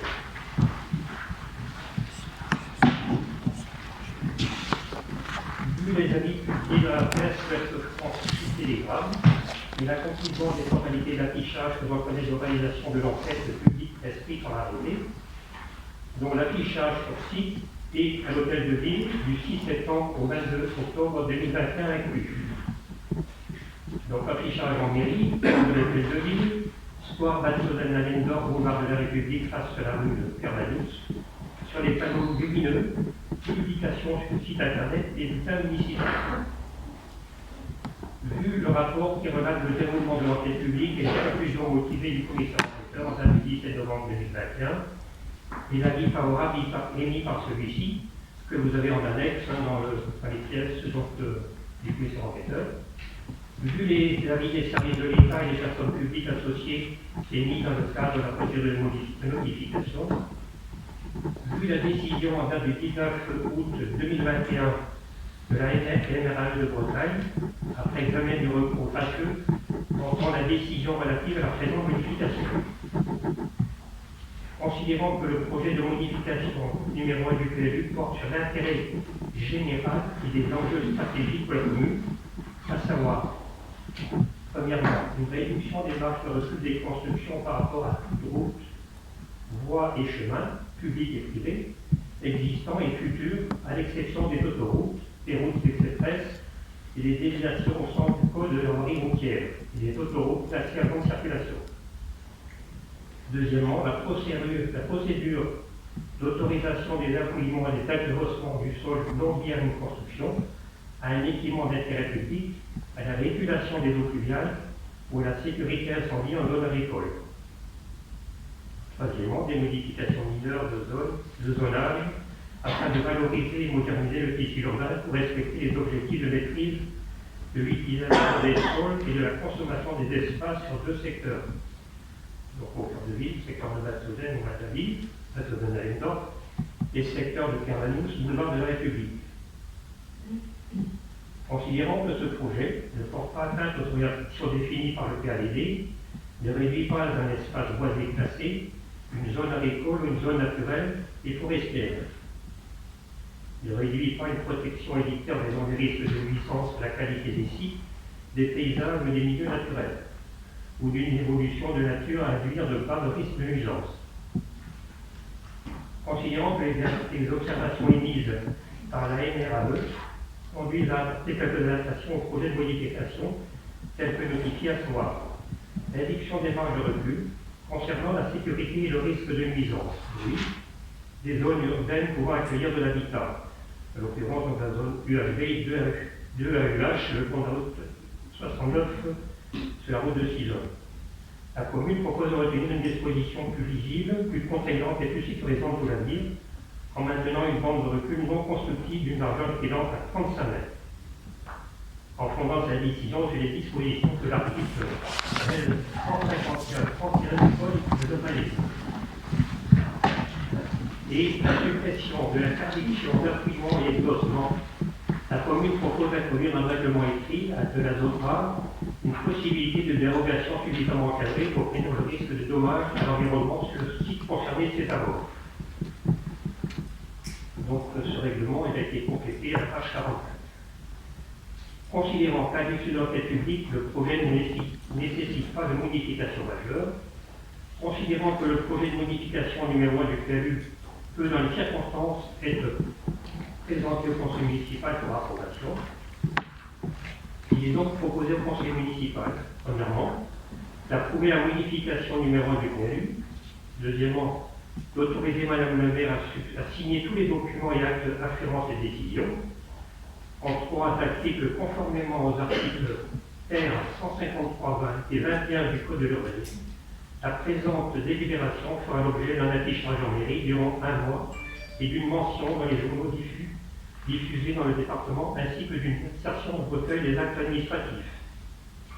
D'acter également que la présente délibération sera rendue débutoire dès transmission au préfet et dès que l'ensemble des mesures de publicité sera accompli. Donc, un avis favorable de la commission. Donc, vous aviez les pièces annexes, elles sont importantes à la moyenne. Je ne sais pas si vous avez des questions.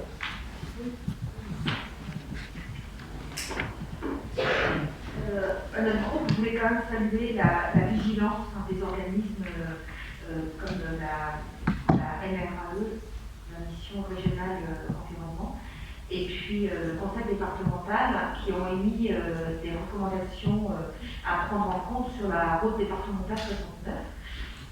concernant donc, ce recul de 35 mètres de construction que vous avez été obligé de modifier donc, par rapport à votre projet initial, et puis surtout par rapport à l'environnement concernant donc, l'exhaussement et les fouilles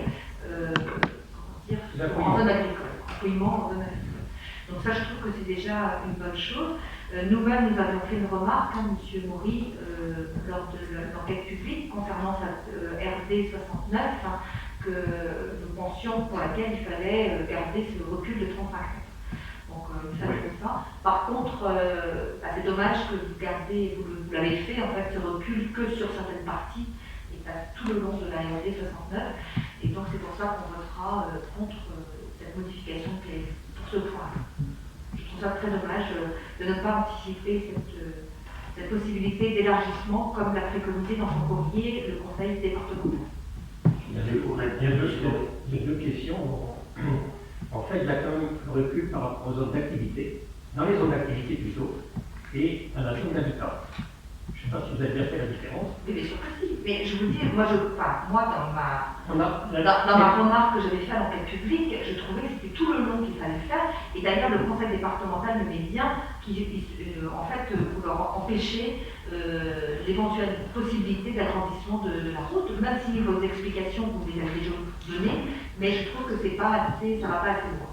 Alors, là, ça a été une discussion, une négociation avec la NRAE au niveau de la zone d'habitat. La zone donc 1AU et 2AU. Par contre, par rapport, il y a eu une discussion sur la zone au niveau de la zone d'activité. Ça a toujours été validé, que ce soit par le département ou par la NRAE. Le courrier du conseil départemental, c'est bien, ne parle pas de zone, il parle de la RD 69. La RD 69. Mais vous savez très bien, vous l'avez dit en commission, que ce n'est pas un règlement au conseil départemental, c'est une préconisation. Voilà, c'est bien ce que je vous dis. Donc, moi, je trouve ça dommage que vous n'ayez pas suivi leur préconisation. Non, c'est l'objet parce qu'aujourd'hui, cette route, donc, elle a été déclassée en 2011. Elle était en grande circulation en 2011. Elle a été déclassée. Et donc, elle est venue au niveau régime départemental. C'est un régime d'État. C'était des servitudes où il y avait une grande circulation. C'était déclassé, pourquoi? Parce que le schéma départemental, en fait, qui a été fait à ce moment-là, la desserte de tout le littoral nord du département passe soit par Morlaix, soit par les Demain, aujourd'hui, ils sont en train de se faire ce route, justement. Et donc, ils veulent pour objet de déclasser cette route. Tout simplement. Pourquoi ils l'auraient mis dans leur courrier alors Parce que c'est la préconisation et que, et justement, nous, c'est complètement contraire aujourd'hui à la consommation du terrain.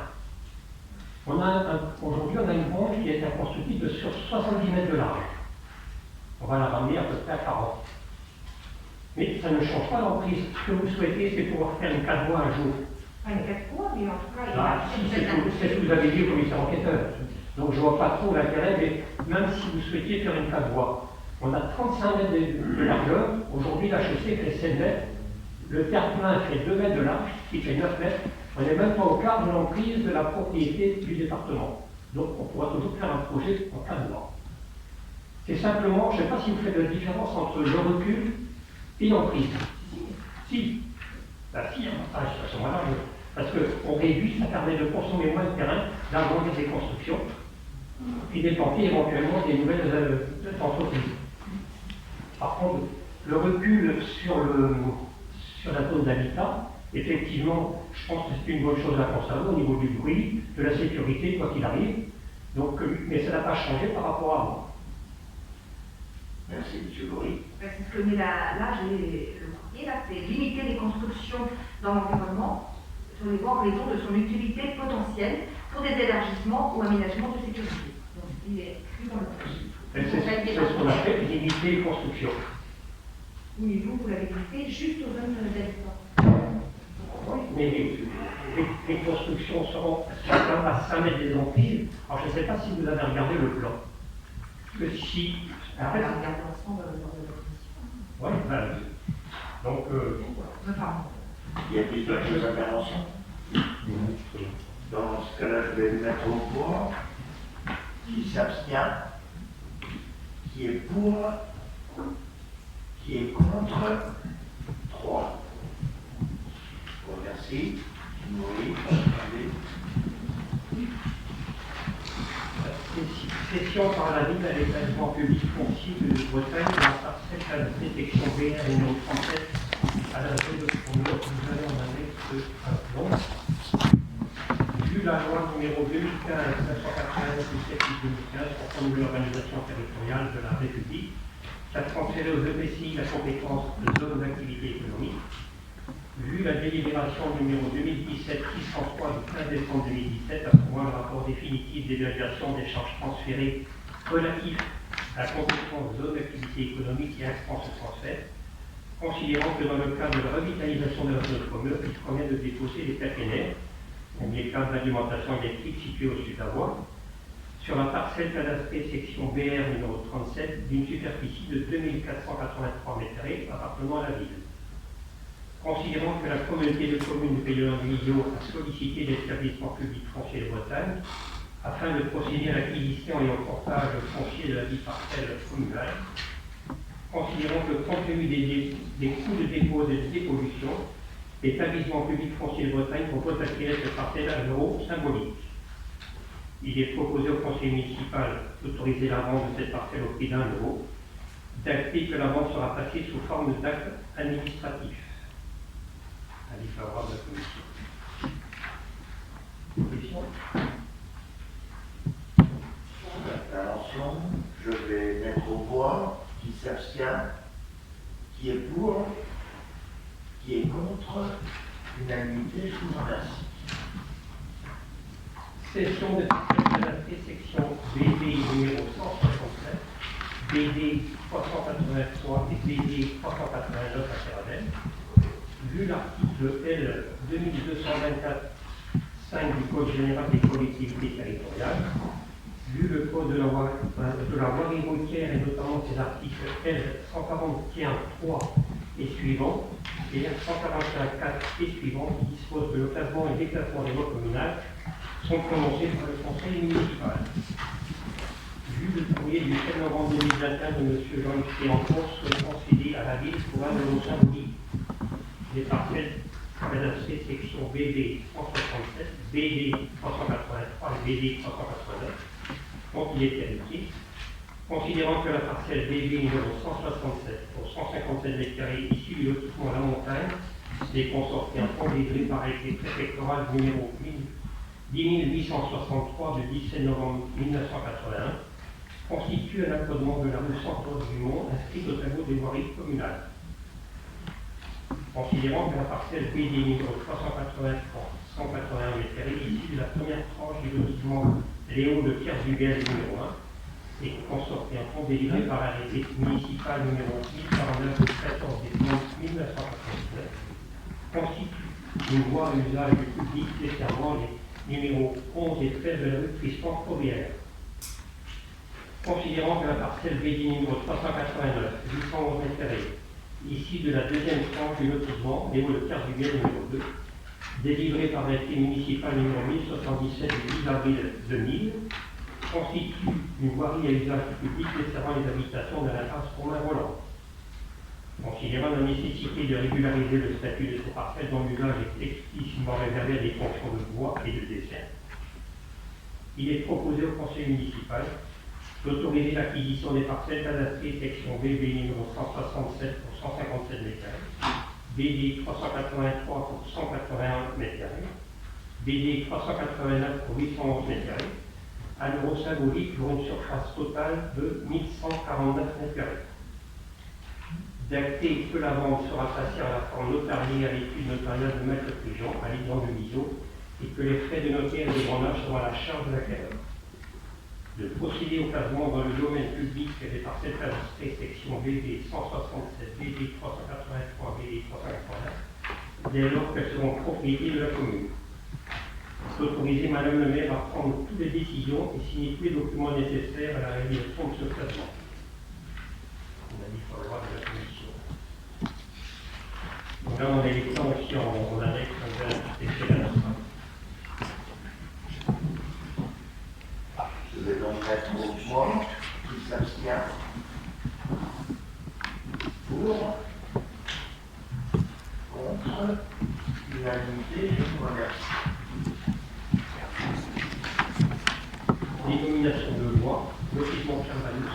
numéro 2, numéro de mot. Vu l'article L. 2224 du Code général des collectivités territoriales, vu le permis d'aménager numéro 29-105-18-03, délivré par l'arrêté municipal numéro 2018-250 le 21 septembre 2018, considérant que les lots de la deuxième tranche du lotissement Pierre-Vanous sont situés dans le prolongement de la rue Louison-Beauvais, considérant qu'une deuxième voie dessert la seconde tranche du lotissement précité, il est proposé au conseil municipal, premièrement, de dénommer la première voie nouvelle Louison-Beauvais, la deuxième voie nouvelle Raymond Poulidor. Deuxièmement, d'autoriser l'incorporation du linéaire de ces voies dans le linéaire de voirie communale lors de la rétrocession des espaces communs du lotissement dans le domaine public, parce que les travaux sont faits. Donc, avis favorable de la commission. Je vais mettre au voix qui s'abstient. Vous avez un plan aussi. Qui vote pour. Contre. Unanimité. Merci.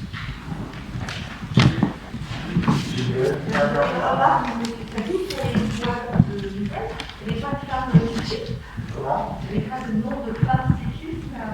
Là, dis donc, Bah oui, ça aurait été pour la parité, c'était.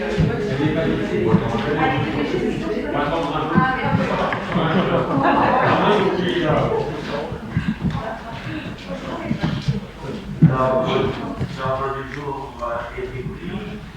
Il est 19h40. Monsieur Sagnon. Monsieur Sagnon. J'aimerais juste faire une petite intervention. Je vous en prie. Dans le compte rendu de municipalité donc, du 9 novembre, il y a un topo sur la partie toiture de l'école d'Arvor, notamment sur quelques coûts qui sont annoncés là. C'est quand même assez surprenant, sincèrement, je me rappelle que ça m'arrive, une augmentation de 50% quasiment des coûts. J'aimerais qu'on ait quand même une explication par rapport à cela. Alors, on est bien en maîtrise d'ouvrage, hein. La ville est bien maître d'ouvrage, d'accord, qui a accédé à un maître d'œuvre, cabinet IDEA, qui lui a fait l'estimation à 220 000 euros. On arrive à une seule offre de 323 000 euros, c'est quand même une différence qui est notable, 103 000 euros, et on apprend encore en plus qu'il y a un marché qui n'a pas été comptabilisé, c'est en gros le oublier l'isolation. Comment est-ce possible d'échange entre un maître d'ouvrage et une maîtrise d'œuvre, et d'ailleurs d'en arriver jusqu'à la passation des marchés, et d'oublier un lot aussi important quand même que l'isolation, et puis que IDEA, qui a fait son estimation en avril 2021, n'est pas pris en compte un quelconque surcoût. Enfin, on est surpris de ça. Pour moi, c'est un flop total aussi. Non, pas du tout, monsieur Philippot. En fait, en effet, IDEA, dans un premier temps, avait bien dans son cahier des charges la vérification de l'isolation et l'avait prise en compte. C'est au moment de la transmission des documents, en fait, lors de l'appel d'offres, qu'il ne l'avait pas indiqué dans son rapport. C'est ce pour ça que nous avons un écart. L'autre partie, par rapport au coût de cette réflexion de la toiture, est liée principalement au nombre d'entreprises. Vous avez bien vu que la concurrence n'a pratiquement pas existé sur le dossier. Pourquoi? Il n'y a que le couverture de voile qui a répondu. Et on vous a expliqué également les difficultés aujourd'hui d'obtenir des entreprises, y compris de couverture, hein, avec les difficultés aujourd'hui qu'ont toutes les entreprises. J'entends, je comprends bien, effectivement, et c'est compliqué pour tout le monde, main-d'œuvre, matériaux et tout ce qu'on veut, j'entends parfaitement, mais moi sincèrement, si on me présente quelque chose comme ça, je me dis, il y a quand même une augmentation de 50%, j'ai pas les moyens de le faire et j'attends. Sauf que je ne peux pas me permettre de laisser la toiture se dégrader. Hein, et c'est pas le jour où il pleuvra dans le bâtiment. On viendra en donc anticipons les choses. On sait qu'on a une toiture en mauvais état. Certes, ça a un coût, je le conçois. Mais c'est à peu près dans tous les métiers du bâtiment aujourd'hui. Enfin, la différence, elle est quand même considérable, je trouve. Et puis d'oublier un lot comme ça, c'est pas moi, professionnel. C'est inquiétant. Merci, M. Philippot. Une information avant. on a donc les habitants du passage Jean-Bart de la cité marine qui nous ont fait part de nuisances dans leur immeuble. Il y a un collectif de citoyens qui a été créé pour avoir un peu plus de poids justement au niveau des différentes plaintes qu'ils avaient déposées. Donc suite à des différentes incivilités, des nuisances de bruit, notamment la nuit. Ils ont déposé donc des plaintes à la gendarmerie. Ils ont écrit un courrier à leur bailleur, au préfet, à Madame le maire, le 30 novembre dernier. Donc pour l'instant, certains habitants, là, pour vous dire, ne dorment plus. Certains ont peur même de sortir de chez eux. Donc ça devient quand même problématique et ceci, ça dure depuis 2017. Je les inviterai déjà, vous êtes dans le cadre d'une copropriété. Oui, mais attendez, donc, je les pour inviterai l'instant, déjà à la copropriété. aucune solution et NED n'a été émise. Hein. Et donc, nous voulions interpeller le...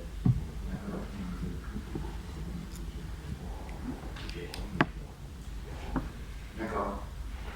Oui, vous pouvez continuer, madame. Donc, pour l'instant, aucune solution des aides n'ont été mises en place. Et donc, nous voulons interpeller Madame le maire et ses adjoints pour connaître leurs intentions pour résoudre ces nuisances au sein de ces immeubles. Alors, en effet, nous avons bien reçu le courrier. Nous sommes sur des situations individuelles, donc qui seront traitées par la gendarmerie de l'Andivision, qui ont été saisies en effet de par les plaintes. Nous sommes sur une copropriété. La ville n'a pas de pouvoir à intervenir sur le copro, parce que même la parcelle concernée, la voirie, appartient à la copro. Donc, par contre, Madame le maire a pris contact avec CDC Habitant, c'est dans la SNI, qui s'appelle CDC Habitant aujourd'hui, et lui a fait part, en effet, des plaintes qui avaient été déposées auprès de la Chambre. Donc, nous suivrons cette situation autant qu'il le faudra et demanderons également à la gendarmerie de nous en faire retour. Je vous demande quand même d'être très vigilant par rapport à ce dossier. Hein. Il y avait quand même des gens qui ne dorment plus. Ce sont des situations dormir le individuelles. week-end dans la famille pour pouvoir récupérer la semaine. Ce sont des situations individuelles, madame. On ne réglera pas tout. Ah, mais j'ai pas dit que c'était. Mais en moins appuyer et suivre le fait que ça soit réglé, je pense que c'est un peu. Alors, un élément complémentaire, si vous le voulez, c'est qu'il y a eu une demande, en effet, d'intervenant pour la personne mise en cause, et que la curatelle refuse d'intervenir pour intervenir.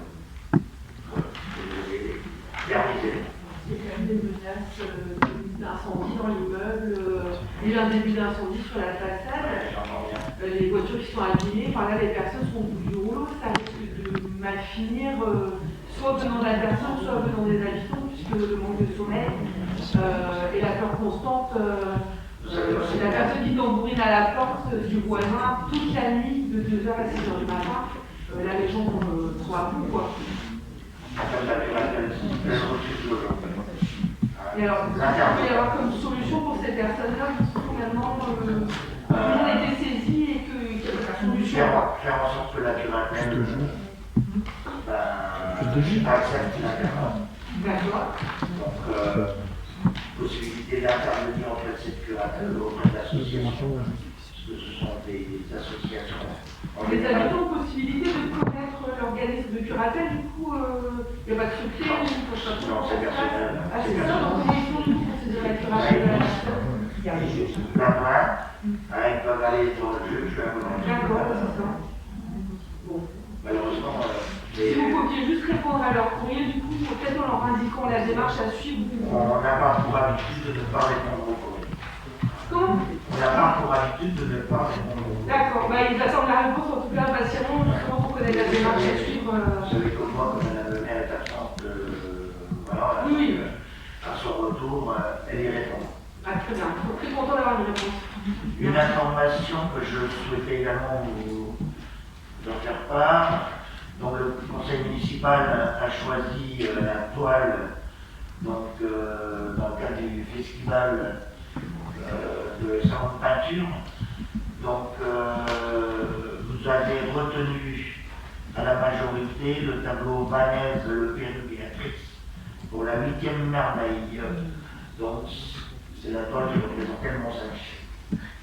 Donc, cette toile sera acquise par la ville et fera donc partie du patrimoine de la ville. Donc voilà, je vais vous en accorder. Il est 18h19. Je propose que je mets la séance. Je cherche sur Internet, peut-être ça ressemble. Et je vous souhaite à tous et à tous de bonnes fêtes de fin d'année. Merci.